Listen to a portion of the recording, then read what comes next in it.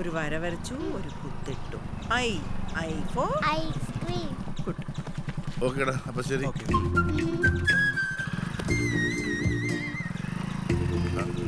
എടി മോളെ, ഇതിന്റെ അച്ഛൻ മോളെ അവിടെ നിൽക്കാൻ പറയണേ. ഇന്നേ ഞങ്ങളുടെ വെഡിങ് ആനിവേഴ്സറി അറിയാ. Happy wedding anniversary. അച്ഛമ്മ അമ്പലത്തിൽ പോയില്ലെങ്കിലും ഞാൻ അമ്പലത്തിൽ പോയി വഴിപാടൊക്കെ കഴിച്ചു. ഇന്നാ പ്രസാദം കൊണ്ടുപോയി കൊടുത്തു നോക്കേ, മേടിക്കുമെന്നറിയില്ല. എനിക്കെങ്ങും വേണ്ട. ഓ എന്നതാ ഞാൻ കമ്മ്യൂണിസ്റ്റുകാരി, എനിക്കൊന്നും വിശ്വാസമില്ല. അങ്ങനെയൊന്നും അറിയത്തില്ലാത്ത പോലെ. അച്ഛന്റെ പെൻഷൻ വാങ്ങാം, അച്ഛൻ കൊണ്ടുവന്ന പ്രസാദം വാങ്ങാൻ പറ്റത്തില്ല. ഇവിടെ തന്നെ ആയാമേ. നീ എന്നെ ഇത് മേടിക്കും കേട്ടോ. പെൻഷനേ എന്റെ അവകാശമാ, അത് ഞാൻ വാങ്ങിക്കും. അതുപോലാണോ ഇത്? വെഡിങ് ആനിവേഴ്സറി കരുതിന് വേണ്ട ഞാൻ ആചരിക്കാൻ പോകുന്നത്. അത് ശരി. എടി അച്ഛൻ ചായ എടുക്ക്. വേണ്ട മോളെ, ഞാൻ കുടിച്ചതാ. ഇന്നത്തെ പേപ്പറല്ലേ ഇത്? അച്ഛൻ ഇന്ന് ഇവിടുന്നുണ്ടാവേ. പൈലപ്പൻ ചേട്ടനെ വിളിച്ചോ. സച്ചിയോടും ഗായത്രിയോടും ഞാൻ വരാൻ പറയാം. നിന്റെ അമ്മായിമ്മ വെച്ച് വിളമ്പി തരുമെങ്കിൽ ഞാൻ ഉണ്ണാം. വേണമെങ്കിൽ ഞാൻ അങ്ങോട്ട് കൊടുത്തു വിടാം വെച്ചുണ്ടാക്കി. അതിന് ഇവിടെ ആരുടെയും മോചാരം വേണ്ട. നീ സിതാര മോളെ അങ്ങോട്ട് പോരെ, നമുക്ക് അവിടെ നിന്നുണ്ടാ. നിന്റെ അമ്മ വരുമെങ്കിൽ അവളെ കൂട്ടിക്കോ. സഖാവേ പോയാലോ? ഞാനൊക്കെ വരികയില്ല. എടാ, എന്നാ നിങ്ങൾ അവിടെ നിന്ന് പോയി ഞാൻ കുറച്ച് പായസം തന്നു വിടാം. അത് ചിലപ്പോ കുടിക്കുമായിരിക്കും. അച്ഛമ്മ അതേ കറുത്ത തുണി എന്നാ കരിങ്ങോടി കെട്ടാൻ അച്ഛമ്മ പറഞ്ഞില്ലേ?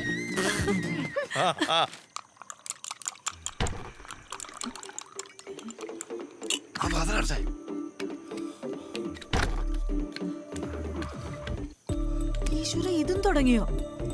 ഇത് മരുന്നിനടി പുതിയ ഐറ്റം. എന്തോന്ന് പുതിയ ഐറ്റം? കണ്ണി കണ്ട ലേഹമൊക്കെ വലിച്ചു വരെ തിന്നൊന്നും പോരാഞ്ഞിട്ടാന്നോ? എല്ലാം കൂടെ എടുത്ത് ഞാൻ കെഞ്ചിലിടുവേ. ഇതിന്റെ എഫക്റ്റ് നീ കണ്ടോടി? എനിക്കൊന്നും കാണണ്ട, കണ്ടെടുത്തോളം തന്നെ ധാരാളം. ഓ ഇലിക്കല്ലേ വിവേകേട്ട വീട്ടിൽ വന്ന രാത്രി ഒന്ന് തോർക്കുമ്പോ തന്നെ എനിക്ക് പേടിയാ. ഞാൻ എന്നാ ഡ്രാഗുളയാ? അല്ലേ?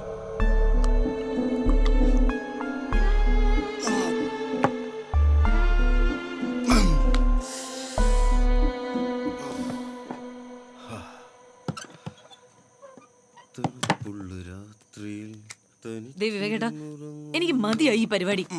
5-6 കൊല്ലായി. എനിക്കിത് സഹിക്കാൻ വയ്യ. ദേഹം മുഴുവൻ നീറ്റലാ. ഇത് ഒരു തരം മാനസിക രോഗ. ഇതിന് ചികിത്സിക്കാ വേണ്ടത്. അത് പറഞ്ഞ് കേൾക്കത്തില്ലല്ലോ. നീ എന്നെ മാനസിക രോഗിയാക്കി അല്ലേ? ഞാൻ മാനസിക രോഗി ഉള്ളതാ. ഇത് പിന്നെ വേറെ എന്നാ? ഇനി അമ്മ വിളിച്ച് ചോദിക്കുമ്പോ മച്ച പൊളിച്ച് താഴെ വിടുതാന്ന് ഞാൻ പറയട്ടെ. മതിയോ?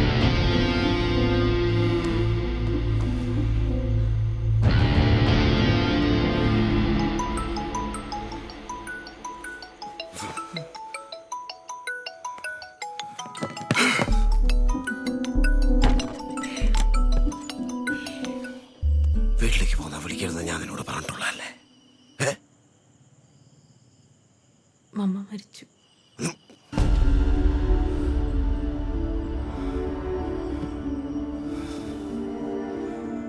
ആരുമില്ല. വിവേകത്തില്ലേ?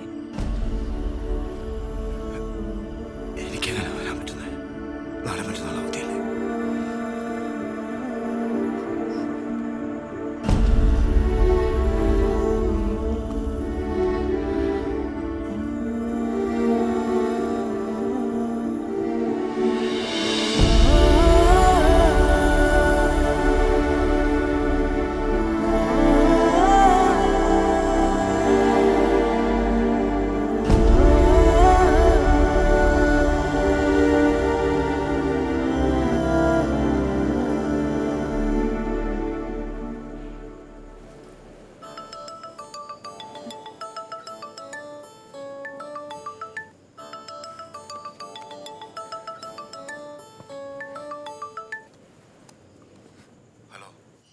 ഇനി വിഷമിച്ചിട്ട് കാര്യമില്ലല്ലോ.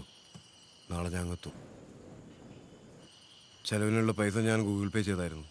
കിട്ടിയല്ലോ അല്ലേ? Hello hello.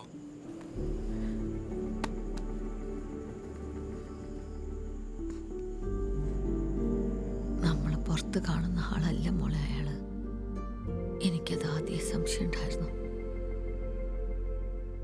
ഈ കാണിക്കുന്ന സ്നേഹമൊക്കെ വെറും തട്ടിപ്പാ. നിന്നെ മടുത്ത അയാൾ ഇട്ടേച്ചു പോകും.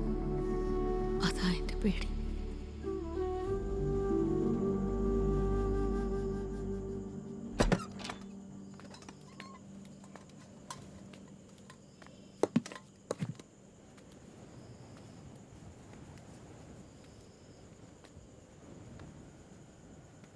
ഒന്നും കഴിച്ചില്ലല്ലോ. അയാളെന്താണ് മോളെ വരാഞ്ഞത്? പോട്ടെ, എന്നാലും അയാൾക്ക് വരായിരുന്നു. നിങ്ങളുടെ ഈ ലിവിങ് ടുഗദറൊന്നും ഞങ്ങളെ പോലെ പഴയ ആൾക്കാർക്ക് മനസ്സിലാവൂല. അത് ഞങ്ങൾ പലവണ കൊച്ചിന്റെ മമ്മയോട് പറഞ്ഞിട്ടുള്ളതാ. ഞാൻ ഇവിടെ കിടക്കണം മോളെ. വേണ്ടല്ലോ ചേച്ചി.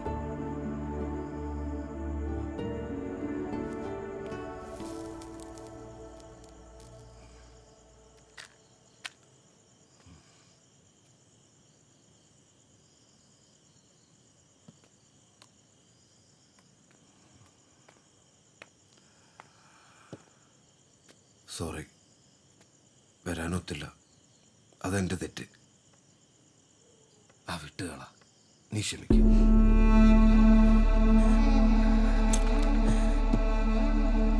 ഫുഡ് ഞാൻ ഉണ്ടാക്കാം. ഈ മൂടൊക്കെ ഒന്ന് മാറട്ടെ. ചെന്ന് കുളിച്ച് ഫ്രഷ് ആയിട്ട് വാ. കുളിച്ചിട്ട് ഫ്രഷ് ആയിട്ട് പെർഫ്യൂം അടിക്കണം, എന്നിട്ട് കിടന്നു തരണോ അല്ലേ? അല്ലേ? എന്നതൊക്കെയുടെ പറയുന്നത്? മമ്മ മരിച്ചേക്കുന്ന അവസ്ഥയില് ഞാൻ അങ്ങനെയൊക്കെ പറയൂ? അങ്ങനെയൊക്കെ ചെയ്യൂ? വേണ്ട, അഭിനയിക്കണ്ട. ഏത് മൂഡിലായാലും ദേഷ്യപ്പെടുന്നതും ഒച്ചയുണ്ടാക്കുന്നതും എനിക്കിഷ്ടമല്ല. അതറിയാമല്ലോ മോൾക്ക്. ഒന്ന് പോയി തരാവോ? അങ്ങനെ പറഞ്ഞാലോ? ഇത് കഴിക്കേ, ഒന്ന് കൂളാവട്ടെ.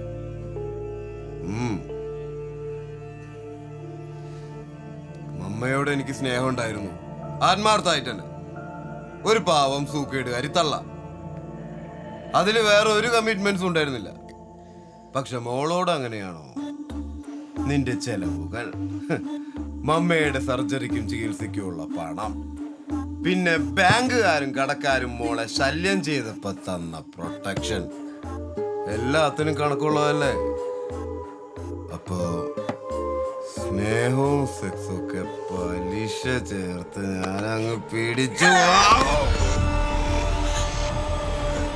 ഞാൻ എന്നെ ഒരു പോറല. അമ്മ മരിച്ച് 16 അടി എന്തെങ്കിലും കഴിയണ്ടേ?